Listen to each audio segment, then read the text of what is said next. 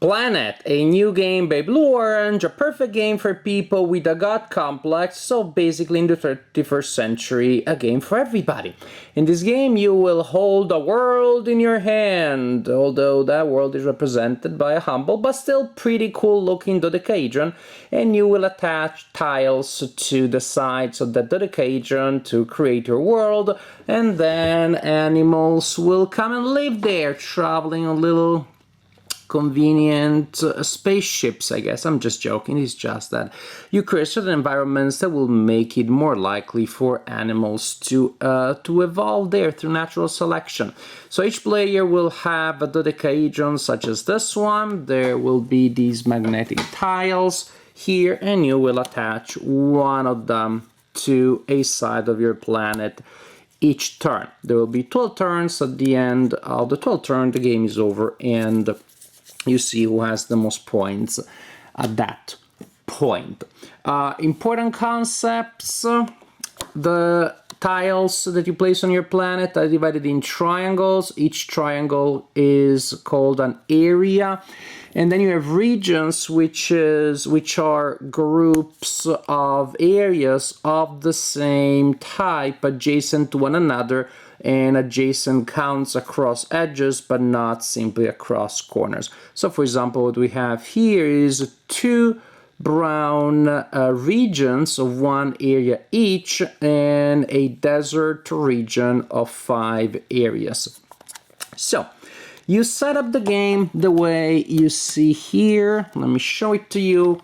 With 12 stacks of magnetic tiles, 5 tiles per stack.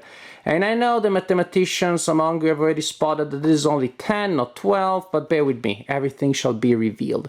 And then you have these cards that will be assigned to players that meet the conditions, and they're also placed in the specific order that you see here. Basically, in turn 1, you will reveal those tiles.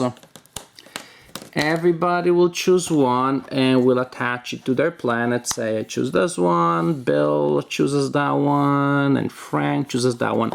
And the remaining ones are placed at the end of the line here to form the 2 tiles that we will use in round 11 and round 12. Mystery solved. So in first round, as simple as that. Everybody takes a tile.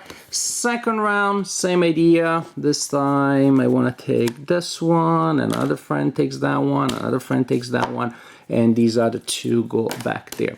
Third round, we repeat the procedure, but then this is when it gets interesting, because starting from round 3, we also start assigning those cards. Basically, you look at the cards that are there, and you see who deserves to have that animal inhabit their planet. There are 3 types of cards in terms of the symbols that they have. This one means largest region of that kind adjacent to a region of that kind regardless of size. So this will be the largest ice region next to desert. And for example here, at the end of turn 3, after the tiles have been assigned, I show, look, my largest ice region next to desert is 1, 2, 3, 4, 6. Anybody has a bigger one? Whoever has the largest that meets that condition takes this card and puts it face down in their personal scoring pile. If there is a tie, then the card goes to the next round where it can be scored again. When I play with younger gamers, I simplify things. If there is a tie, no one gets it, and the game works that way too. But that's not how the rule book says you should play. Another thing that you score, another type of scoring card, is the largest region of the indicated type not next to the region indicated there. And so, for example, here in my case, my largest mountain region, not next to desert as this one. So I have a region of 2, which is mountain, brown, and not next to. Then what we have here, these are the type of scoring, is the most regions of the indicated type regardless of size. In this case, for example, I have 1, 2, that's all I got. I have 2 water regions. Hey, but this would be after I get a chance of adding to my planet, so now I have 3 water regions. And then again, we assign that one, or we don't. Now, flashback to something that happens at the beginning of the game. Each player also receives one of these cards face down. The card is kept secret. At the end of the game, you will score points based on the number of triangles, or these areas that you have of that kind. Suppose, for example, if I have this card here, and at the end of the game, I have 21 green triangles on my planet, then it scores 6 points. Anything between 21 and 23, still 6, 24 is 8, and so on and so forth.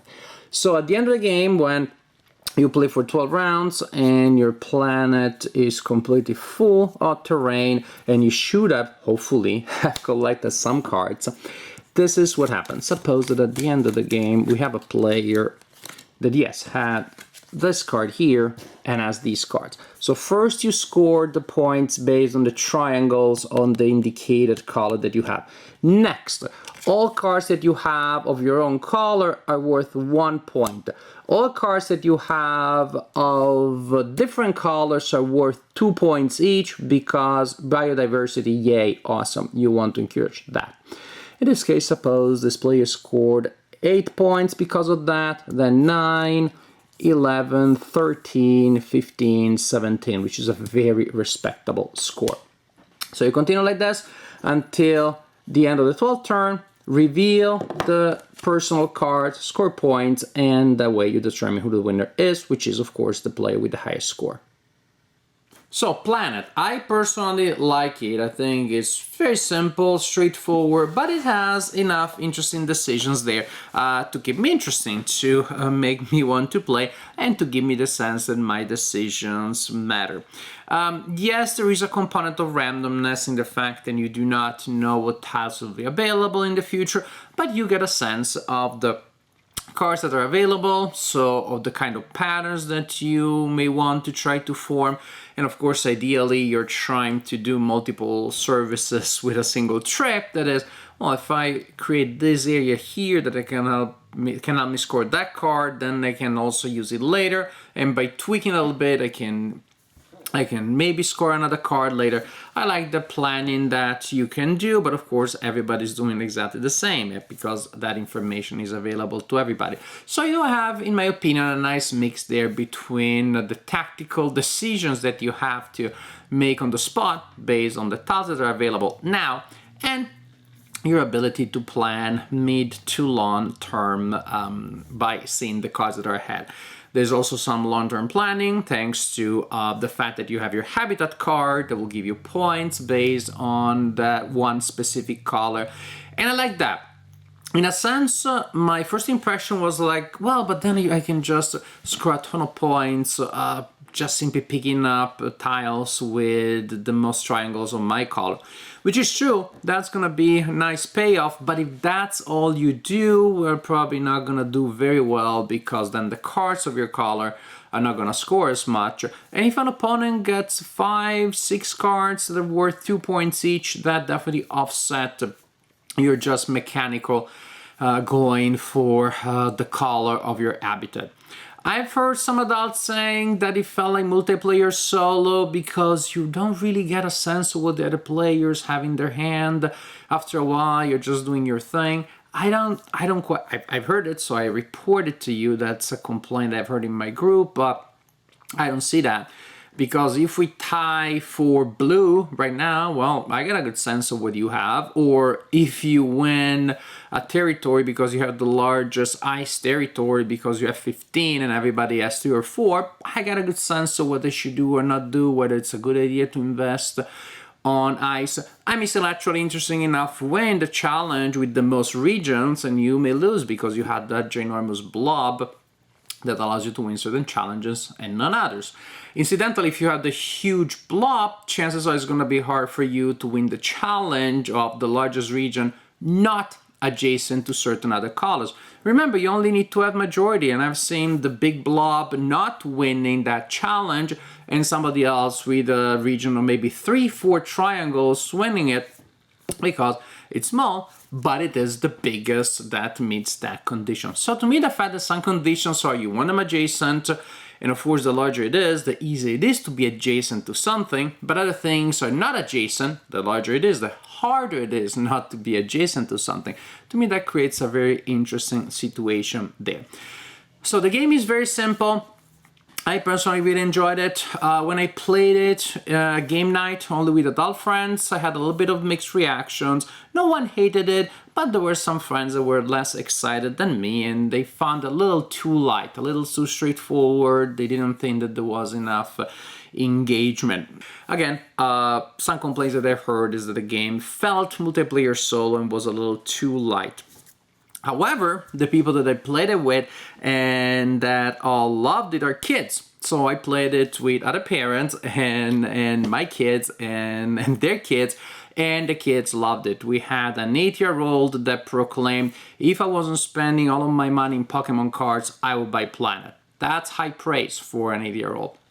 So the kids loved it, and actually they did pretty well. They were able to win some games, not because we were trying to let them win, but just because they were proficient. And so to me, this is a game that maybe won't work very well in every game night, especially if you have a lot of hardcore gamers that don't feel like switching gears for that specific event.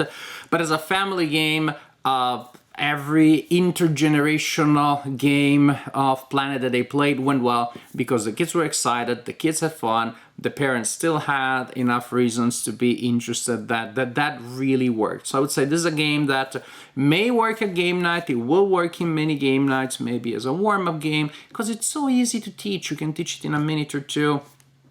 It plays quickly, it goes back in the box quickly, so it can be a warm-up, maybe not a filler, but just a warm-up game before you go for something meatier. So I think it has a place in game night, not in every game night maybe, but definitely as a family game, it is a game that works very well, at least in my experience. Planet, I personally liked it, my kids liked it, other people's kids liked it too. Many adults that I played it with liked it, and some not so much. And this is my assessment of Planet.